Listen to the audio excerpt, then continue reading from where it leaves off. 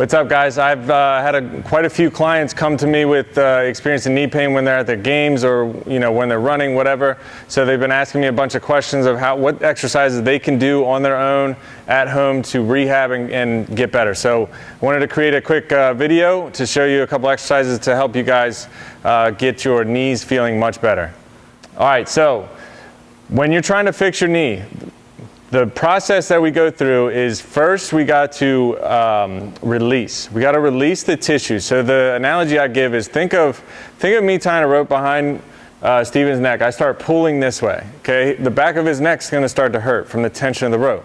If I take the tension away, the pain goes away. Okay, so what that essentially means is when these muscles right here in your calf, okay, the quad, what they are is imagine those as the rope, causing a lot of tension on your knee, which is the neck. So if these muscles are extremely tight, okay, it's going to start pulling, it's going to cause poor traction and movement at your knee, so it's going to cause pain and discomfort. So the first step is we got to release the tense tissue.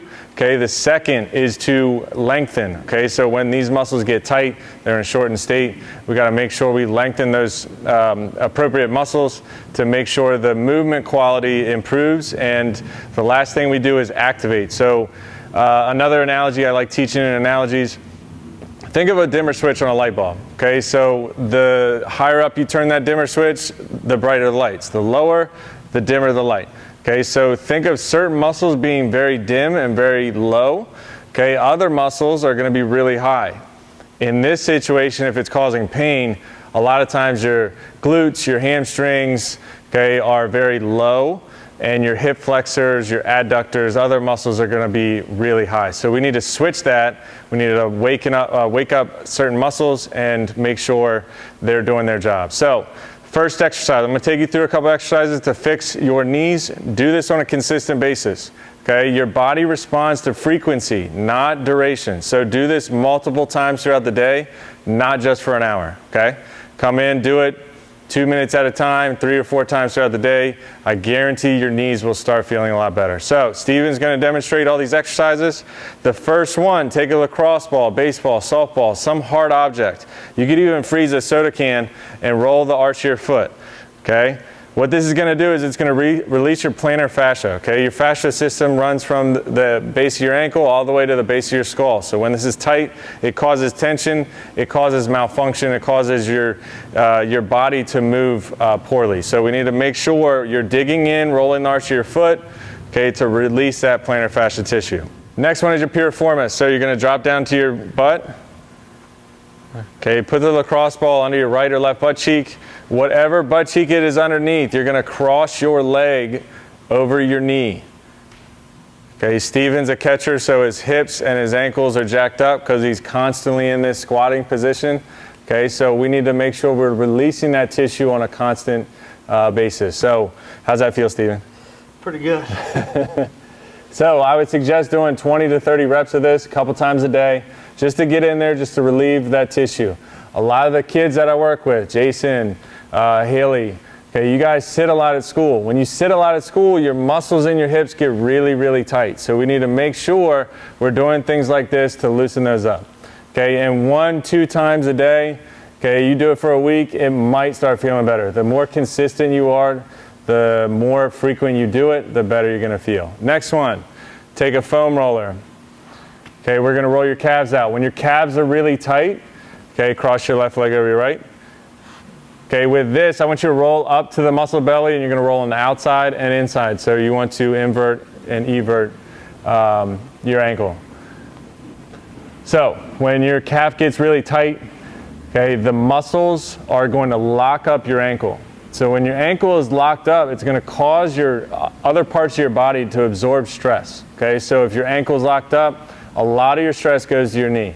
A lot of basketball players, they wear those high top shoes. Okay, their ankle locks up. It causes a lot of knee tendonitis, a lot of knee issues.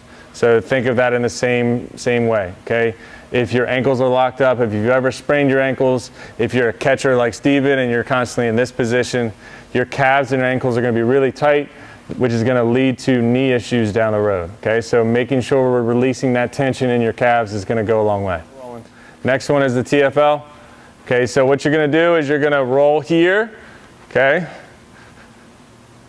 You're gonna act like you're rolling your quads out. You're gonna lift your right leg or left leg off the foam roll about 2-3 inches to tilt the hip to get into the TFL.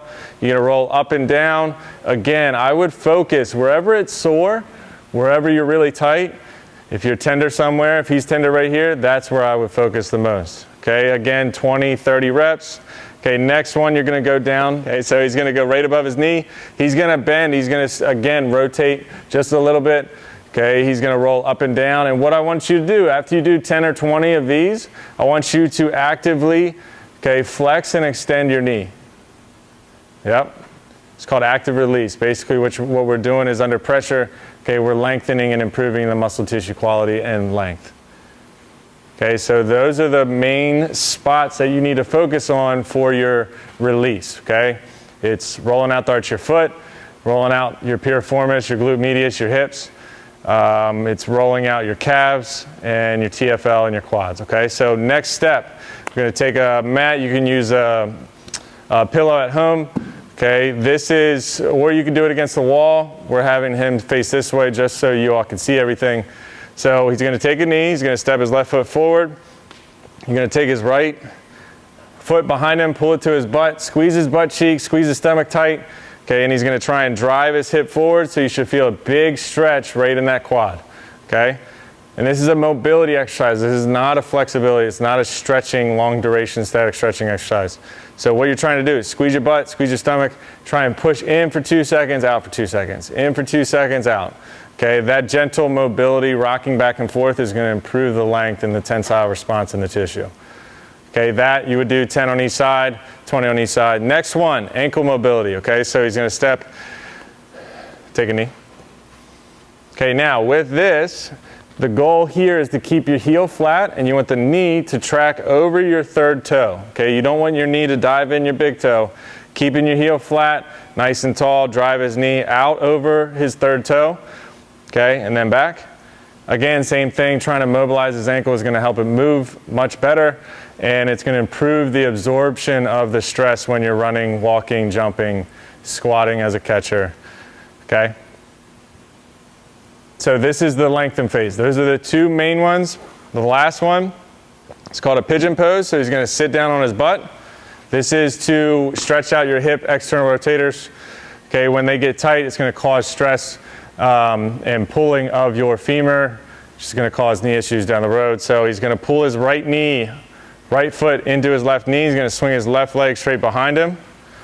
He's going to extend that back leg behind him, lean forward, and he's going to try and sit into that hip. So you should feel a stretch on the outside of your hip, okay? So this can be more longer duration, okay? But I just want to make sure you're trying to get in the right positions, okay? So those are the 3 stretches. Again, wall hip flexor, we got to strength, stretch out and lengthen your hips. Okay, we got to mobilize your ankles and we got to work on your internal external rotation for your hips. Okay, now the last 2 exercises, I'm going to show you 2. Activation. So, Cook hip lift. Okay, it's a single leg glute bridge. That's to strengthen and activate your glutes and your hamstrings to make sure those are stabilizing you and you're using them when you're doing squatting, when you're doing walking, lunging, things like that. So you're going to lie down flat on your back. Your heel is about 5-6 inches away from your butt. He's going to pull his toe up, pull your right knee to your chest, drive your hips up, hold it for 10 seconds. Okay, a lot of times what we need to do is activate and wake those muscles up. So you're going to hold it for 10 seconds, go back down, do that 6 times on each side. Okay, do a couple sets of that. The more you strengthen your backside, okay, the more you strengthen your backside. I say front is your show muscles, the backside is your go muscles. So you want to be a better athlete, you want to get stronger, run higher, run faster, jump higher. Okay, you got to strengthen up your go muscles, okay? So focus on that. Then the last one we're going to do is, Steven's going to grab the green band. We're going to do lateral band walks. Okay, so what he's going to do is he's going to step inside the band. The band's going to go right around his ankles. Okay, hands on the side of your hips, get an athletic stance. Okay, what you're going to do is you're going to step and replace 20 to the right, 20 to the left. What I want you to focus on, toe and knees straight. Don't hike your hips up. Okay, these muscles are going to help stabilize you while you're running, while you're jumping, while you're doing a lot of your athletic movement. Even when you're walking, if you're getting any pain, Okay, these muscles can be weak, so we need to make sure we're activating them, strengthening them, and a lot of your knee pain is going to go away. So what I want you to do, make sure you do these exercises. If you're going through knee pain, trust me, I've been there, done that. Steven lives it. Okay, a lot of our clients go through the same things as you. What we need to make sure is you're consistent, you're doing it more frequently, and I guarantee you do these exercises, I guarantee your knees will start to feel better. If you need any more help, you need any more advice or assistance, please feel free to reach out to us. C. Hannigan at r1athletics.com. Email us, give us a call. Make sure you shoot us a message, and we'll help you out. We're here for you. So if you guys need anything, let us know.